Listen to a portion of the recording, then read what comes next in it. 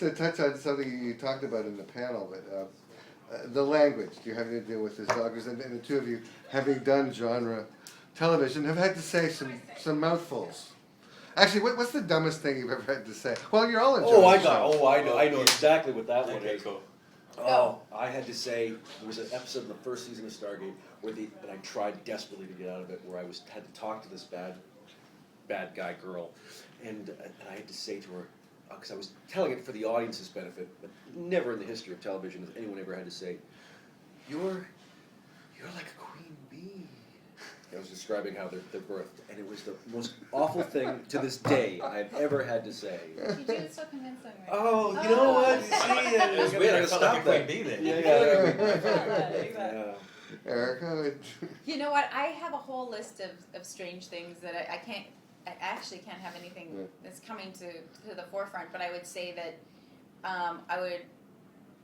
all the costumes I've had to wear have been interesting, and the most interesting one for me was I wore a catsuit, and it was so tight, and the boots were up so high that I couldn't bend over. I couldn't sit.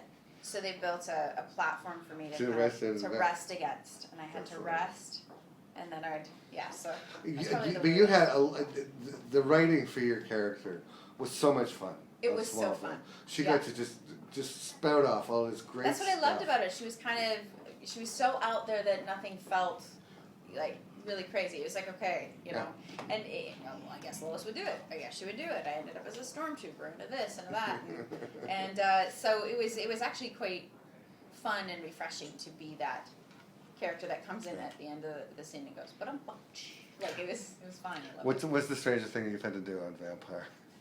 Well, on Vampire, I mean, I think it might. I feel like my whole career, I mean, it's typically self-loathing actor thing to say. My whole career is a litany of me saying some terrible things. But it's mostly because of my lack of talent and execution. We're working on honesty. Rather than, but I feel like but I feel like I'm emerging from out of this nadir and into Saving Hope realm. I'm actually saying some things which kind of make sense to me. Yeah. Because the show is so well written and great. Yeah. And lives hang in the balance. That is true. Time to up your game. Yeah. Finally.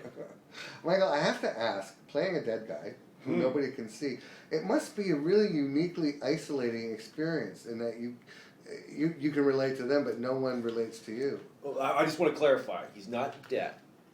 He's just resting. He's in a coma. He's pining for the field. Now, okay? Yeah, he's just taking a little hiatus.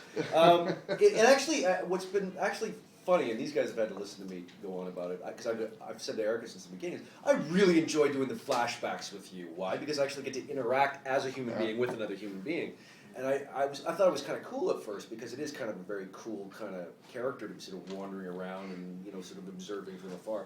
And then after a while, you find that you're just kind of acting in a vacuum, and nobody's paying attention to you, and you're not able to play in the sandbox. And it actually starts to get to you after a while. It got to the point where it was getting kind of frustrating doing the scenes, because it was like, you're talking to people that can't hear you, they don't really react or respond to what you say. What you say doesn't matter. You're not really solving anything. You're able to occasionally talk to the occasional spirit, but then again, you're still not able to solve anything. The delicious thing about all of this is that his frustration is absolutely appropriate, like for the character. Yeah. I mean, so it reads beautifully, all this anxiety. So they've built these parameters within which he's sort of in the proverbial straitjacket. Of not being able to communicate, but it reads so beautifully and works so well on the show, and you do notice like the pure relaxation of you when you get to go in and play with the other kids. Yeah, that's the thing, and it also what it does too. It also lends itself to a bit more of a sardonic sense of humor that ekes out, even if it's not in the words. I'll just come out with some stuff that, because you get kind of frustrated, you feel like you want to just sound off a little bit. Nobody's going to hear you. It doesn't matter. I'm just going to say this. Screw you. So it's also liberating. Isolating and liberating. Yeah, it is a little bit method. That's the thing. It's become sort of its own.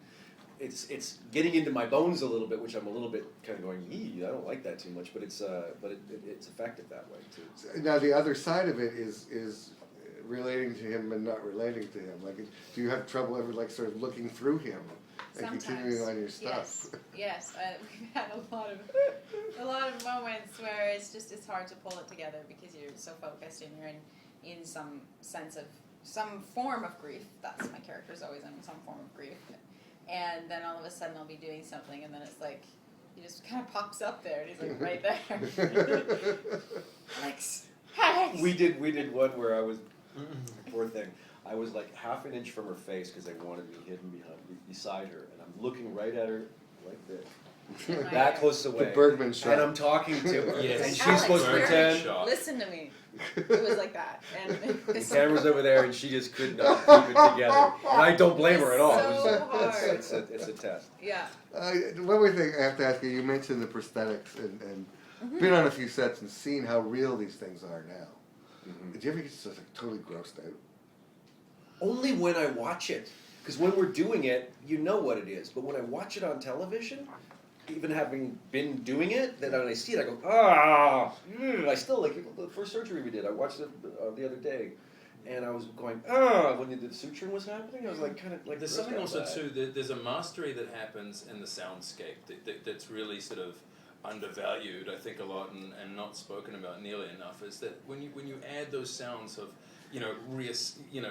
like realigning a femur, or going in and like hearing the tear of tissue or the suturing, or like listening to the sound of a blade cutting flesh, it just adds this whole other dimension which was nothing to do with the universe. The drill in the craniotomy. Oh, you don't even yeah. see it. You don't even see it. No, All of a it's just sudden- the suggestion of it. The sound, yeah. Yeah. I'm just hearing you talk about it, just making Oh, it yeah, shut. but my father, who knew that was me on the table and knew that wasn't actually happening, was going, oh! Yeah. Not the kind of thing you want to hear. Yeah. Well, thank you for doing this, and how great for me to be able to share. I know. That's with Thank you. Yeah, you can't No. escape us, actually. Yeah. That's right. So far, you win interviews because we gotta see that. You know what would be Yeah, magic yeah. right now? It'd be magic if we could walk to the window and someone had painted the outline of you there, like with your That'd be incredible. I'll be High-fiving doing that later.